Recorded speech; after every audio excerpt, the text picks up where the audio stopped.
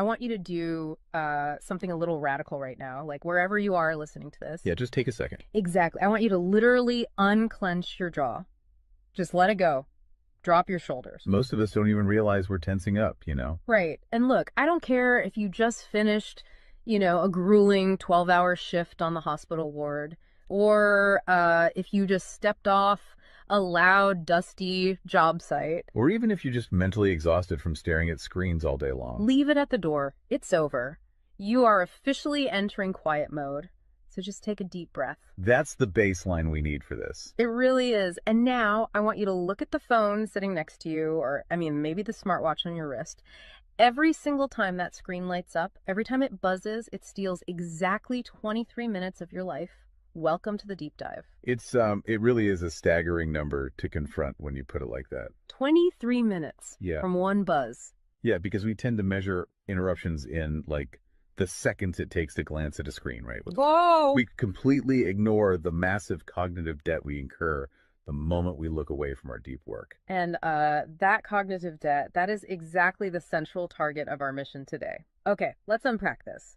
We are exploring The Sovereign Architect's Guide by Chillstar 08. Specifically, episode 6, which is titled Deep Work Dynamo, How to Finish Your Week in 4 Hours. Right. And if you remember, in our last deep dive, we talked about installing drawing those boundaries and reclaiming your personal space. But clearing the space is just step one.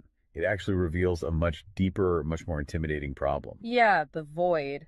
What are we actually supposed to be building in that silence we just fought for? Because if we don't have a blueprint, the noise of the world is just going to rush right back in to fill it. Oh, for sure. We have this natural horror of a vacuum. The second our schedule opens up even slightly, our instinct is to pack it with activity. We just have to be doing something constantly. Exactly. We are culturally conditioned to equate motion with progress. Yeah. But Chillstar 08 introduces a really brilliant distinction here. She talks about the trap of idling. I love this concept so much. Think about a car engine, right? Mm-hmm. The engine is running, the pistons are firing, it's burning through all this expensive fuel, making a ton of noise and vibration. But the car is in park. Yes, it isn't going anywhere, and that is what most of our daily quote-unquote busyness looks like. We feel incredibly productive because we are in constant motion. Right. You check a text message while you're sitting at a stoplight. Or you answer a quick email while walking from your car to the front door. You stare at a spreadsheet on your laptop while, your family dinner is sitting right in front of you, literally getting cold. And that right there is the illusion of productivity. You end your day feeling physically and mentally depleted because you were constantly doing something. So you didn't actually do anything that matters. Exactly. If you step back and evaluate your legacy, the deep, meaningful work, the art, the business strategy, the relationships. Right, the relationships that actually move your life forward. None of it progressed. You spent 8 hours idling. You were everywhere, which means you were truly nowhere. Man, that hits hard. And this brings us back to that terrifying 23-minute statistic from the research she cites. I don't want to just gloss over this. No, we definitely shouldn't. Because understanding the mechanism behind it is crucial. Why does a 5-second distraction cost us almost half an hour? It basically comes down to how our prefrontal cortex manages working memory. Your brain is not a computer processor that can just run multiple applications in parallel. Right. We can't actually multitask. Exactly. When you are doing deep work, say writing a complex proposal, your brain loads this massive fragile web of context into your working memory. Like holding all the pieces of a puzzle in your hands at once. Yes. You are holding multiple variables, ideas, tones all at once. So when your phone buzzes and you glance at a text from your partner asking about groceries, your brain is forced to execute a context switch. So it has to dump all the proposal data just to load the grocery data. It literally flushes the working memory buffer, yeah. It has to process the new rules and the emotions associated with that text message. Wow. And then when you turn back to the proposal, you cannot just pick up where you left off. Your brain has to laboriously rebuild that entire web of context from scratch. Oh, I hate that feeling. Were you just staring at the screen like, what was I even saying? Right. It has to retrieve the thread of your argument. Remember the tone you were using, recall the variables. That rebuilding process takes an average of 23 minutes of cognitive effort, And it burns a ton of energy doing that, right? massive amounts of glucose. That explains so much. I mean, that is why people hit 5 p.m. and feel physically exhausted, almost sick to their stomachs. Even if they've just been sitting in a really nice ergonomic chair all day. Exactly. They haven't been doing deep work. They've been doing cognitive gymnastics, just constantly flushing and reloading their working memory. They are burning fuel just to stay in park. So, okay, let me bring in what I like to call the transformer concept here. Because our focus is like an electrical grid. If you have, 50 browser tabs open, you are leaking energy as raw, unusable heat rather than concentrated light. That's a great way to look at it. So if we are all acting like our focus is this cheap renewable resource, how do we stop being what Chillstar '08 calls a subject to the pings of the world? I mean, how do we actually become the architect of our attention? Well, what's fascinating here is how she frames the philosophical shift we need. She says utility does not equal value. Oh, say that again. Utility does not equal value. Right. In the modern workforce, we have been completely conditioned to believe that being constantly available makes us valuable. Like if you answer a Slack message in 3 seconds, you're the hero. Exactly. You are praised as a good worker. Or if you jump on a Zoom call with like 5 minutes notice, you're a team player. But that is just utility. I mean, being highly available makes you a commodity. You're like a human router just passing information back and forth. And routers are easily replaced. True sovereignty, true value comes from being impactful. You simply cannot make a deep, lasting impact if your attention is constantly fractured by the agendas of other people. Yeah, when you operate like that human router, you are spending your finite, precious Mondays executing someone else's script. You're a subject to the pings of the world. Okay, so we know the biology of why this destroys our focus, and we understand the philosophical trap of, trying to be too available, but how do we actually fix the mechanics of our workday? We have to build the deep work dynamo. Right. So think of your attention like water pressure. If you poke 50 tiny holes in a garden hose, open browser tabs, email notifications, group chats. The water just trickles at the end. Exactly. You cannot wash a car with a trickle. You're just making the driveway wet. That's true. So the Dynamo Audit she lays out, it's about putting a high pressure nozzle on that hose.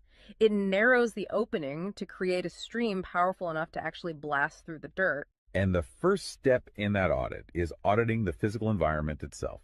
She calls it analyzing your signal-to-noise ratio. Okay, so visualize your workspace right now. She asks you to determine if it is a sanctuary or a transit hub. Let's be honest. Most of us are operating in transit hubs. A transit hub is a place of constant arrival and departure. People walking by, announcements over the loudspeaker, just a blur of motion. Yeah, and you can't build a legacy in a train station. But we need to push past the basic phones are distracting advice, right? Because our listeners already know that. Oh, absolutely. Chillstar '08's rule is much more brutal than that. She says if the phone is even sitting on your desk, even face down, it is acting as a parasite on your cognitive grid. A parasite, just by being in the room. The research supports this entirely, by the way. The mere presence of a smartphone in your visual field, even if it is completely powered off, measurably reduces your cognitive capacity. Because your brain is having to actively expend energy to ignore it, right? Exactly. It is running a background process that just keeps saying, don't check the phone, don't check the phone. That is energy being actively stolen from your primary task. So sovereignty literally begins the moment you physically remove the device from the room, put it in a drawer down the hall. Close the door. Make the physical environment quiet. But okay, let's say you've done that. That doesn't stop your own brain from creating internal noise, right? Like trying to juggle 5 projects at once. How do we fix the internal wiring? That brings us to the second pillar of the audit, which is the batch wiring rule. This directly addresses the danger of switching fatigue, which we touched on with that 23-minute penalty. Right, the cognitive glucose burn. Yeah. When we attempt to multitask, like writing a creative brief, then pausing to check inventory levels, then answering 3 customer service emails. And then trying to go back to the brief. Right. We are grinding our mental gears to dust. We are switching between entirely different cognitive states. Because creative writing uses a completely different part of the brain than calculating inventory, obviously. They require entirely different operating frequencies. So the batch wiring rule dictates that you must group similar tasks together based on their cognitive load. Okay. And you do not switch the current until that specific type of work is completely done. You do all your deep analytical thinking in one high voltage burst. And then you save all your reactive administrative stuff for a separate lower voltage block later in the day. Precisely. It's all about staying in one gear. Like if you are driving up a really steep hill, you don't constantly shift between first gear and fifth gear. You lock into the gear that provides the right torque and you just ride it out. That's a perfect analogy. But okay, here's where it gets really interesting. This leads to the third pillar of the audit, and this is where I actually need to seriously push back on the source material a bit. She calls this the zero access window. Ah, yes. This is usually where the resistance starts for people. Because it sounds impossible for a normal person. She says you cannot just plan to be focused, right? You have to legally schedule it. You have to lock in one sovereign hour. Yeah, 1 hour where you are legally dead to the outside world. No boss, no family, no, hey, do you have a second for a quick question? Just you and the blueprint. It's extreme, yes. But let's do a reality check here. I mean, I see how that works for a solo digital entrepreneur or a freelance writer, but what about someone whose literal job description is to be available? Right, like an IT support specialist. Or a floor manager, or a nurse on a ward, or even, a parent at home with a toddler. How do they justify just vanishing? It feels like this advice only applies to a very specific, privileged type of worker. That is the most common and, frankly, the most valid hurdle to this entire system. But we really have to look at how the principle scales, and we have to look at the internal psychology of the worker. Okay, walk me through that. First, let's address the context of Chillstar '08's own life. She is not some solitary monk living on a mountain. She is a wife, a mother, and a grandmother. Oh, wow. Okay. Yeah, and she runs a luxury travel agency and a digital marketing business. Her entire professional and personal life is built around communication and client management. She probably receives hundreds of legitimate demands on her attention every single day. So she is really in the thick of it. She isn't just speaking from some ivory tower. Far from it. She implements the zero access window because of those demands, not in spite of them. Now, for the IT manager or the nurse, obviously, you cannot vanish while on active duty if your role is acute response. Right. You can't ignore a burning server or a patient monitor. Exactly. But the principle applies to the deep work surrounding the active duty, the scheduling, the charting, the strategic planning. Even in highly reactive jobs, there is legacy work that gets pushed to the margins. That makes sense. And the challenge isn't just logistical, it is deeply psychological. It's the internal guilt, isn't it? Yes, exactly.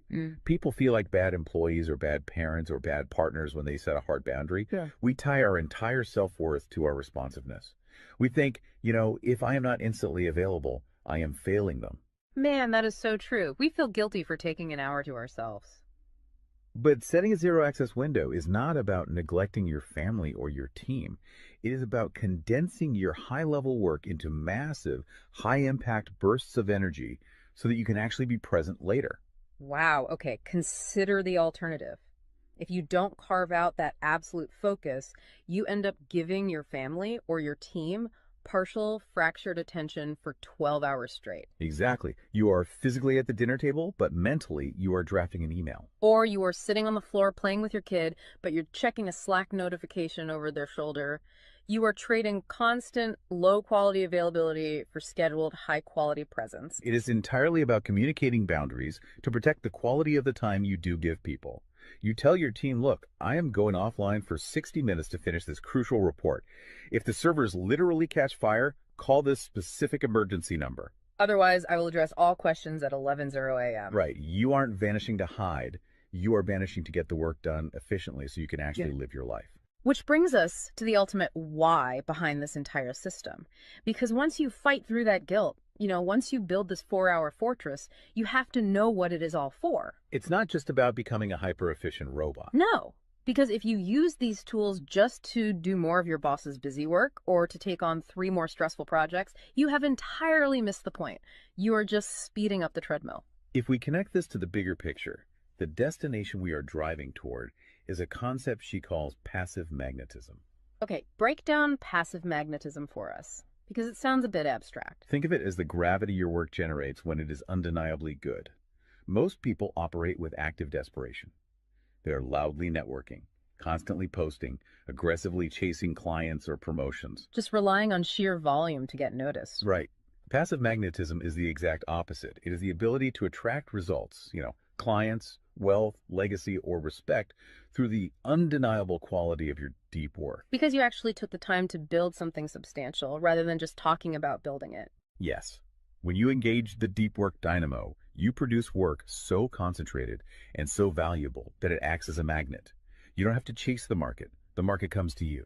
And the ultimate prize of achieving that passive magnetism isn't just more work. The prize is time. Time is the ultimate currency. The dream of the sovereign architect is to finish an entire week's worth of business output in just 4 hours. You do this high voltage work often while the rest of the world is literally still hitting the snooze button. You free up the remaining hours so you can go be a traveler, so you can be a creator. So you can be a fully engaged grandparent like Chillstar '08. Exactly. She frames it beautifully in the source text. She says, we wire for silent so we can live in volume. Oh, I love that. We embrace the discipline of the quiet fortress so that our actual lives can be loud, vibrant, and fully experienced. We are finally taking control of the dial. But, making that shift from a frantic, reactive employee to a calm, sovereign creator requires a massive shift in identity.